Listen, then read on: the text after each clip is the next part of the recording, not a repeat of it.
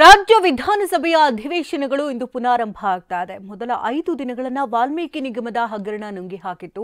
ಆಡಳಿತಾರೂಢ ಕಾಂಗ್ರೆಸ್ ಮತ್ತು ವಿಪಕ್ಷಗಳು ಸದನದಲ್ಲಿ ಏಟಿಗೆ ಎದುರೇಟು ಎಂಬಂತೆ ಜಟಾಪಟಿಯನ್ನು ನಡೆಸಿದ್ವು.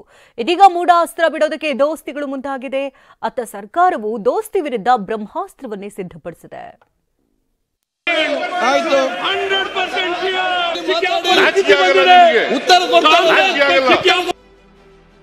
ಇಂದು ಮತ್ತೆ ವಿಧಾನಮಂಡಲ ಅಧಿವೇಶನ ಪುನಾರಂಭ.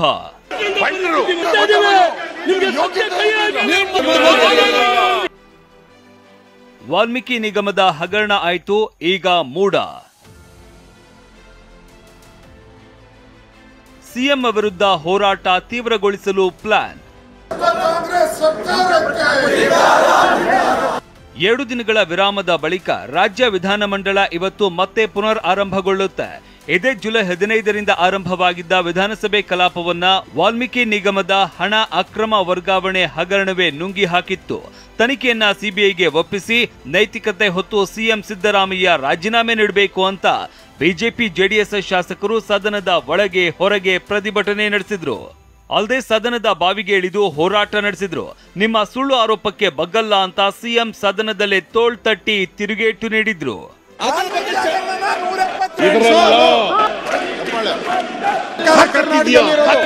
ವಾಲ್ಮೀಕಿ ನಿಗಮದ ಹಣ ಅಕ್ರಮ ವರ್ಗಾವಣೆ ಹಗರಣ ಸದನದ ಒಳಗೆ ದೊಡ್ಡ ಹೈಡ್ರಾಮಾವೇ ಸೃಷ್ಟಿಸಿತ್ತು. ಒಂದು ಹಂತದಲ್ಲಿ ತೀರಾ ವೈಯಕ್ತಿಕ ಮಟ್ಟಕ್ಕೆ ಇಳಿದಿದ್ದ ನಾಯಕರು ದೊಡ್ಡ ವಾಗ್ವಾದವನ್ನೇ ನಡೆಸಿದ್ರು.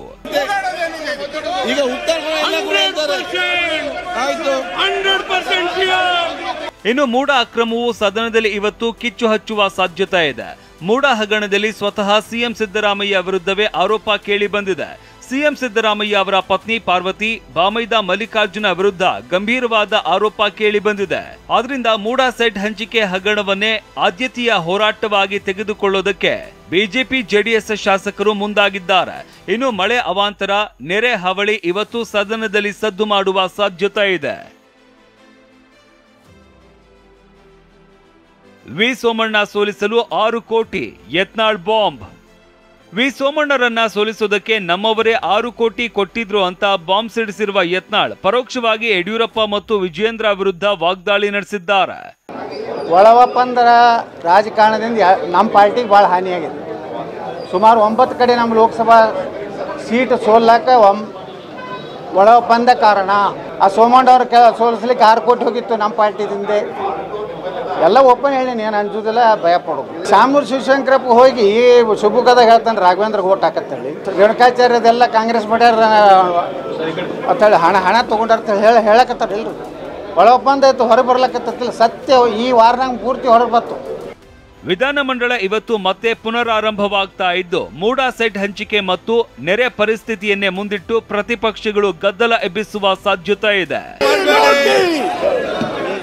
Bureau report, TV9.